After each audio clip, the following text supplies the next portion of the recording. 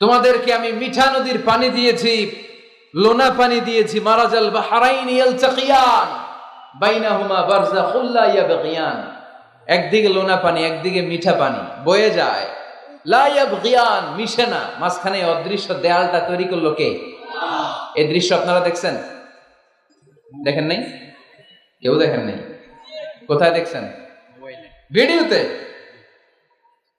বাংলাদেশের অনেক জায়গায় আছে লোনা পানি আর মিঠা পানি মিশানো, একটা কালো ঘোলা আর একটা একেবারে ক্রিস্টাল ক্লিয়ার। আমি মিশরে দেখেছি নীল নদের পানি আর লোহিত সাগরের পানি মিশানা, একটার পানি ঠান্ডা আর একটা গরম, একটা ডেনসিটি হাই আর একটা ডেনসিটি লো, একটা লবণ বেশি আর একটা লবণ নাই, তাই একটার সাথে আরেকটা মিশানা।